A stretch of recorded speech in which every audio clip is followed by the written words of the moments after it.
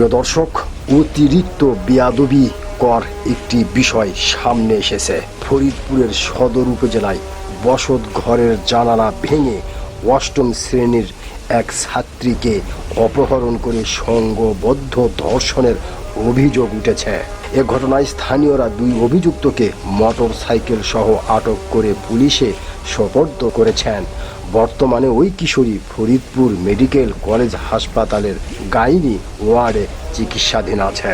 প্রিয় দর্শক, রাত 1টার দিকে উপজেলার ভাষাঞ্চর ইউনিয়নের একটি গ্রামে এই ঘটনা ঘটে। অভিযুক্তদের মধ্যে দুজন হলেন হেলাল মৃধা ও রইস শিকদার। তাদেরকে পুলিশে হেফাজতে নেওয়ার সত্যতা নিশ্চিত করেছেন ফরিদপুরের অতিরিক্ত পুলিশ সুপার ক্রাইম অ্যান্ড অফ শামসুল আজম। এই অভিযোগ গুরুত্বের সঙ্গে খতিয়ে দেখা হচ্ছে বলে জানিয়েছেন তিনি। প্রিয় দর্শক, ওই কিশোরীর চাচার দাবি, ঘটনার রাতে কিশোরীর দাদির চোখের চিকিৎসার জন্য তিনি ও তার মা ফরিদপুরে একটি হাসপাতালে ছিলেন। বাড়িতে কিশোরীর ছোট বোন ও ছোট ভাই সঙ্গে ছিল। রাত 1টার দিকে 10 থেকে 15 জনের একটি সশস্ত্র দল দেশীয় অস্ত্র নিয়ে ঘরটি ঘিরে ফেলে। দুর্বৃত্তরা প্রথমে দরজা খোলার জন্য চাপ সৃষ্টি করে, তবে ভিতর থেকে দরজা খুলতে অস্বীকৃতি জানালে দুর্বৃত্তরা ঘরের জানালা ভেঙে কিশোরীকে জোরপূর্বক টেনে হিঁচড়ে তুলে নিয়ে যায়। এ সময় স্বজন ও প্রতিবেশীরা বাধা দেওয়ার চেষ্টা করলে সশস্ত্র দলটি তাদের উপর হামলার হুমকি দিয়ে এলাকায় আতঙ্ক সৃষ্টি করে। পরবর্তীতে কিশোরীকে তুলে নিয়ে একটি মোটর সাইকেলে করে পাশের গ্রামের একটি পুকুরে পাড়ে নিয়ে যায়। সেখানে 3 যুবক তাকে পালাক্রমে ধর্ষণ করে।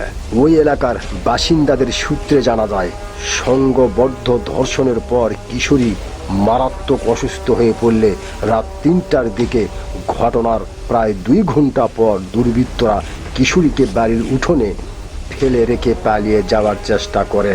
ওই সময় এলাকাবাসী সংঘবদ্ধ হয়ে ধাওয়া দিয়ে দুজনকে একটি মোটর সাইকেল সহ আটক করে। পরে গণপিটুনি দিয়ে তাদের সদরপুর থানা পুলিশের কাছে সোপর্দ করেন। ওই কিশোরীর ছোট বোন জানায়, দুর্বৃত্তরা জানালা ভেঙে ঘরে ঢুকে আমার বোনের চুলের মুঠি ধরে তাকে টেনে হিঁচড়ে বের করে নিয়ে যায়। ফরিদপুরের অতিরিক্ত পুলিশ সুপার ক্রাইম অ্যান্ড অফ শামসুল আজম বলেন, গণধর্ষণের ঘটনায় আমরা একটি লিখিত অভিযোগ পেয়েছি। এই ঘটনাটি সর্বোচ্চ গুরুত্ব দিয়ে তদন্ত করে আইনগত পদক্ষেপ নেওয়া হচ্ছে।